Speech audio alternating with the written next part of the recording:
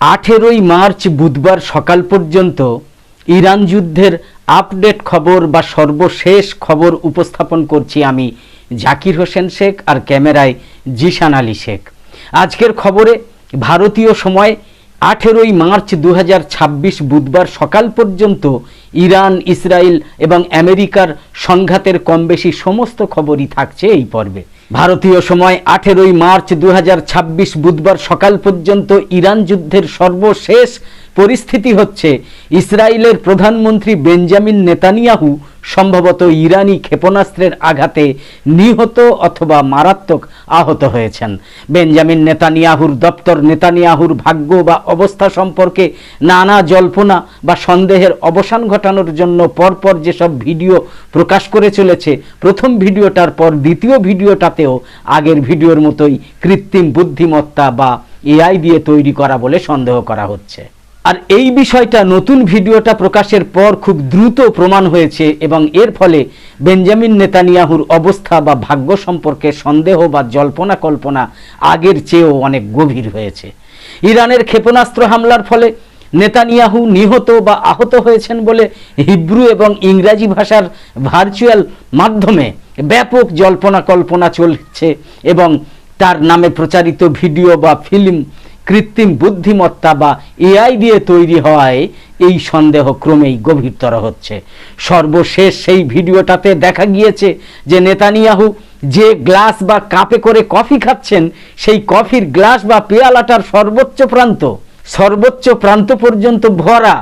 সেই পেয়ালা বা গ্লাস কাত হওয়া সত্ত্বেও বা খুব দ্রুত স্থানান্তর হওয়া সত্ত্বেও এক ফোঁটা কফিও বাইরে পড়ে যায়নি এবং এই কফি ক্রমাগত পান করে যাওয়া সত্ত্বেও কফির পরিমাণ মোটেও কম হচ্ছে না। এছাড়াও সেই ভিডিওতে বেঞ্জামিন নেতানিয়াহুর চেহারাকে যেভাবে দেখানো হয়েছে, বিশেষ করে তার যে চেহারাকে অর্ধেক আকারে দাঁড়ানো অবস্থায় দেখানো হয়েছে, তা তার আসল ছবিগুলোর মতো নয়। ফলে এই ভিডিও যে অবাস্তব তা আরও স্পষ্ট হয়েছে। অর্থাৎ বেঞ্জামিন নেতানিয়াহু যে নিহত বা গুরুতরভাবে আহত হয়েছেন তাই নিয়ে সন্দেহ ক্রমশ বাড়ছে।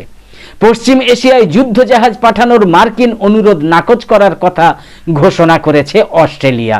ইরানের সঙ্গে যুদ্ধে অচলাবস্থার শিকার মার্কিন প্রেসিডেন্ট ডোনাল্ড ট্রাম্প হরমুজ প্রণালী সম্পর্কে 7টা দেশের সঙ্গে যখন আলোচনা করছেন এবং আরও অনেক দেশের সঙ্গে আলোচনার উদ্যোগের খবর দিচ্ছেন, তখন অস্ট্রেলিয়া পারস্য উপসাগরে যুদ্ধজাহাজ পাঠানোর মার্কিন অনুরোধ নাকচ করার কথা ঘোষণা করেছে।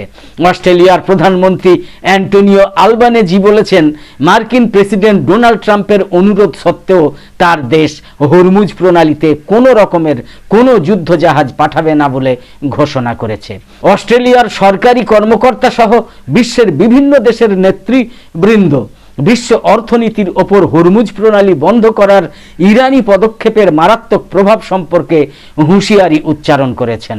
মার্কিন ইসরায়েলি আগ্রাসনের প্রতিক্রিয়ায় ইরান ব্যাপক পাল্টা হামলার পাশাপাশি পারস্য উপসাগরে হরমুজ প্রণালীর নিয়ন্ত্রণ পুরোপুরি গ্রহণ করেছে এবং সেখানে মার্কিন ইসরায়েলি জাহাজ সহ এই অক্ষের সহযোগীদের জাহাজ চলাচলকেও নিষিদ্ধ ঘোষণা করেছে। ইরানের প্রয়াত জাতীয় নিরাপত্তা পরিষদের প্রধান আলী লারিজানি এবং বাসিজ ফোর্সের কমান্ডার গোলাম রেজা সোলেমানির জানাজা এবং দাফনের আনুষ্ঠানিক সময়সূচি ঘোষণা করেছে তেহরান। বুধবার 18ই মার্চ এই দুই শীর্ষ নেতার শেষ বিদায়ের যাবতীয় আনুষ্ঠানিকতা সম্পন্ন হবে বলে ইরান সরকারের পক্ষ থেকে জানানো হয়েছে। গত সোমবার 16ই মার্চ রাতে ইসরায়েলি বাহিনীর এক ভয়াবহ বিমান হামলায় তারা নিহত হন। এই হত্যাকাণ্ডের পর মধ্যপ্রাচ্যের যুদ্ধ পরিস্থিতি চরম উত্তেজনার দিকে মোড় নিয়েছে এবং ইরান ইতিমধ্যে এর পাল্টা জবাব দিতে শুরু করেছে। চলমান যুদ্ধের মধ্যে গত সোমবার রাতে ইরানের এই দুই প্রভাবশালী নেতার ওপর হামলা চালায় ইসরায়েলি বাহিনী।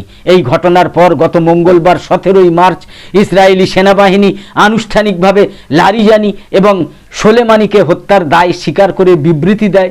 এর কয়েক ঘন্টার মধ্যেই ইরান তাদের দুই নেতার মৃত্যুর বিষয়টা নিশ্চিত করে শোক প্রকাশ করে। ইরানের সেনাপ্রধান আমির হাতামি এই হত্যাকাণ্ডের জন্য ইসরায়েলকে চরম মূল্য দিতে হবে বলে হুঁশিয়ারি দেন এবং লারিজানি হত্যার নির্ণায়ক ও অনুশোচনামূলক প্রতিশোধ নেওয়ার ঘোষণা করেন। ইরানের দেওয়া সেই প্রতিশোধের ঘোষণার পরপরই ইসলামিক রেভলিউশনারি গার্ডস IRGC ইসরায়েলে তাদের ক্ষেপণাস্ত্র হামলা কয়েক গুণ জোরালো করেছে। এই হামলায় ইসরায়েলের তেল আবিবে ক্ষেপণাস্ত্রের ধ্বংসাবশেষ পড়ে অন্তত 2 জন নিহত হয়েছেন এবং আরও বহু মানুষ আহত হয়েছেন। তেহরানের পক্ষ থেকে দাবি করা হয়েছে তারা খুররাম শহর 4 এবং খাইবার শেকানের মতো অত্যাধুনিক ক্ষেপণাস্ত্র ব্যবহার করে ইসরায়েলের সামরিক এবং নিরাপত্তা লক্ষ্যবস্তুগুলোতে আঘাত হানছে। লারিজানির দাফনের দিনই ইরানের এই বিধ্বংসী পাল্টা আক্রমণ যুদ্ধক্ষেত্রে নতুন সমীকরণ তৈরি করেছে। এদিকে ইসরায়েলের স্বাস্থ্য মন্ত্রণালয় জানিয়েছে গত 24 ঘন্টায় অন্তত 192 জন ইসরায়েলি নাগরিক আহত হয়ে হাসপাতালে ভর্তি হয়েছেন। এদের মধ্যে 4 জনের অবস্থা বেশ আশঙ্কাজনক এবং বাকিরা প্রাথমিক চিকিৎসা নিয়েছেন। মন্ত্রণালয়ের একটা এক্স বার্তার তথ্য অনুযায়ী যুদ্ধ শুরুর পর থেকে এ পর্যন্ত মোট 3727 জন ইসরায়েলি আহত হয়ে চিকিৎসা নিয়েছেন। ইরানের এই 2 শীর্ষ নেতার জানাজা এবং দাফন অনুষ্ঠানের পর তেহরান তাদের সামরিক অভিযান আরও বিস্তৃত করবে কিনা তা নিয়ে আন্তর্জাতিক মহলে গভীর উদ্বেগ বিরাজ করছে।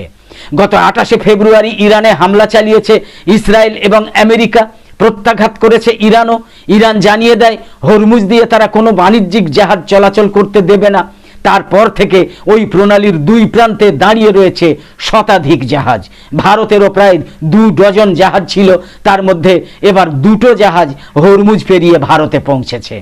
হরমুজ প্রণালী দিয়ে ভারতীয় বাণিজ্যিক জাহাজ যাতে নির্বিঘ্নে যাতায়াত করতে পারে সেই নিয়ে গত কয়েকদিন তেহরানের সঙ্গে আলোচনা চালিয়েছে নয়াদিল্লি। ইরানের প্রেসিডেন্ট মাসুদ পেজেশকিয়ানের সঙ্গে কথা বলেছেন ভারতের প্রধানমন্ত্রী নরেন্দ্র মোদী। তারপরেই হরমুজ পেরিয়ে ভারতে পৌঁছেছে LPG ভর্তি 2টো জাহাজ। জানা গিয়েছে ভারতীয় জাহাজগুলো যাতে হরমুজ প্রণালী দিয়ে নিরাপদে যাতায়াত করতে পারে তার জন্য নয়াদিল্লির কাছে 2টো শর্ত রেখেছে ইরান। তেমনটাই উঠে এসেছে রিপোর্টে। প্রথম শর্ত হিসাবে নয়াদিল্লিকে তাদের 3টে ট্যাঙ্কার ছেড়ে দেওয়ার আবেদন করেছে তেহরান।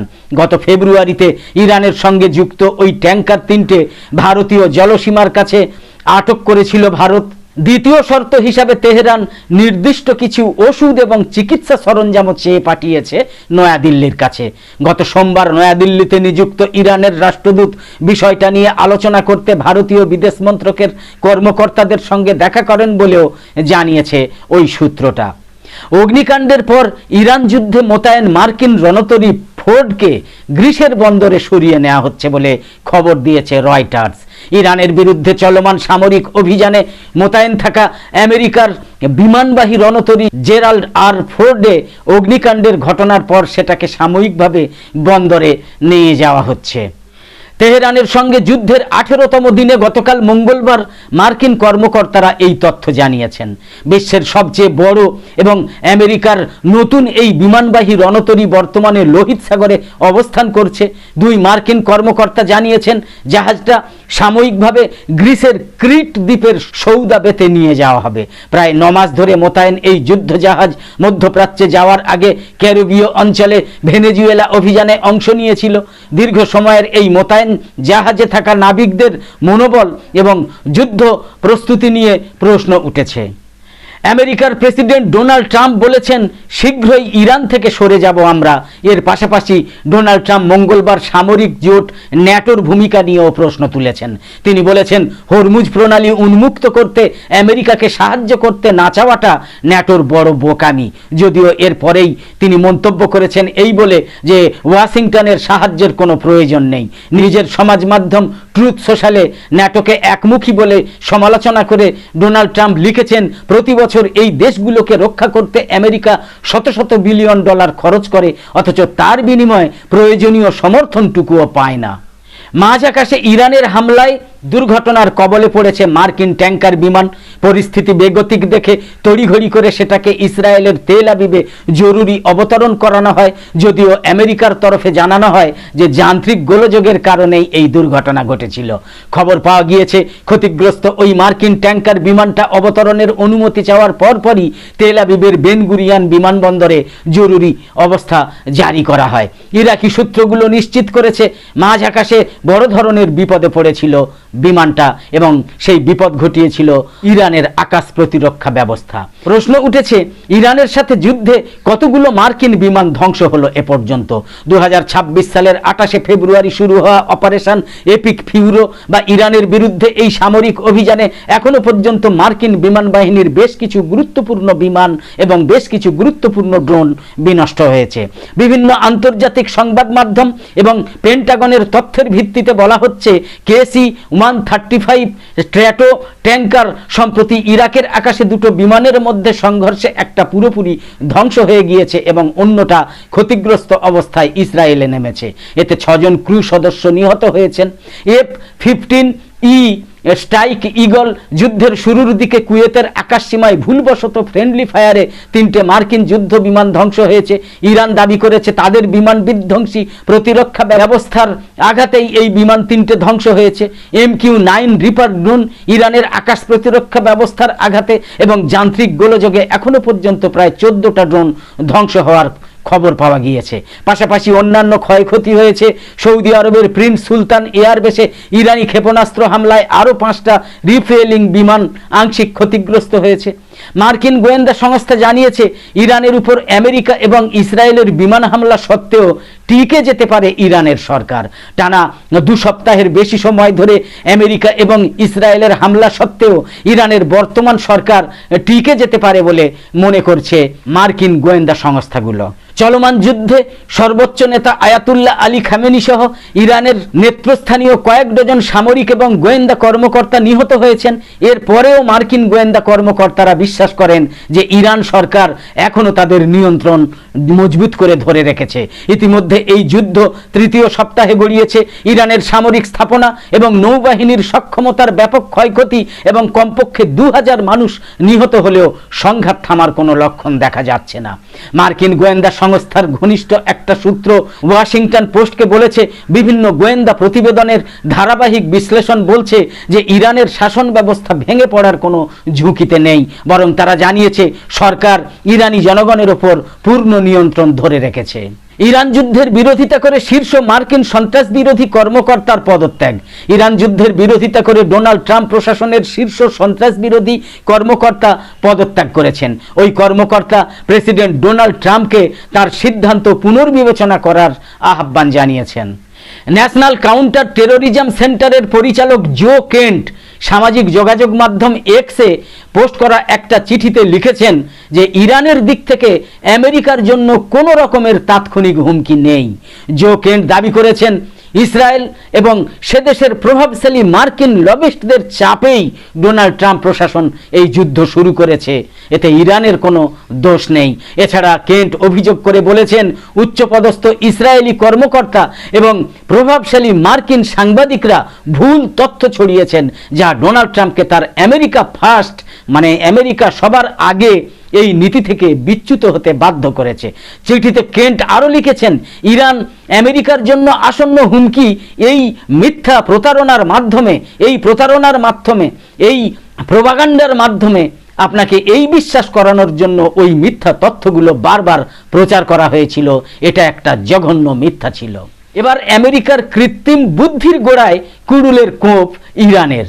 ডোনাল্ড ট্রাম্পের সঙ্গে কানামাছি খেলতে গুগল অ্যামাজনকে নিশানা করেছে ইরান। সামরিক ঘাঁটি, খনিজ তেলের শোধনাগারের পর এবার পশ্চিম এশিয়ায় আরব মুলুকগুলোতে ছড়িয়ে থাকা গুগল বা অ্যামাজনের মতো মার্কিন টেক জায়ান্টের AI ডেটা সেন্টারগুলোকে নিশানা করেছে এবার ইরান। আমেরিকা যুক্তরাষ্ট্রের টেক জায়ান্ট আমাজন জানিয়েছে, চলতি বছরের মার্চের প্রথম সপ্তাহে অন্তত 2বার সংযুক্ত আরব আমিরশাহীর রাজধানী আবুধাবির AI ডেটা সেন্টারে আছড়ে পড়েছে ইরানি কামিকাজে অর্থাৎ আত্মঘাতী শাহিদ ড্রোন। এর জেরে মারাত্মক ক্ষতিগ্রস্ত হয়েছে তথ্য ভাণ্ডারটার কার্যালয়ের একটা অংশ। হামলার সময় সেখানে আগুন ধরে যায়, ফলে দীর্ঘ সময় পরিষেবা বন্ধ রাখতে বাধ্য হয় তারা। একই ছবি দেখা গিয়েছে অন্যান্য আরব রাষ্ট্রেও। একদম শেষে বলি, আমাদের আজকের এই ভিডিওর বিষয়বস্তু ভালো লেগে থাকলে এই রকম আরও ভিডিও দেখার জন্য ইউটিউবে নোটিফিকেশান পেতে সাবস্ক্রাইব করে পাশের বেল আইকন অন করে অল সিলেক্ট করে রাখুন। আর ফেসবুকে ফলো করে আমাদের আরও নতুন নতুন ভিডিও বানাতে এবং লাইভ সম্প্রচারে উৎসাহিত করতে লাইক, কমেন্ট এবং বেশি বেশি শেয়ার করে সঙ্গে থাকুন। তো আপাতত শেষ করছি। কামনা করি সকলে সবসময় ভালো থাকুন, সুস্থ থাকুন, সাবধানে থাকুন এবং পবিত্র রমজান মাস সকলের ভালো কাটুক। সকলকে রমজান মাসের শুভেচ্ছা, অগ্রিম ঈদের শুভেচ্ছা।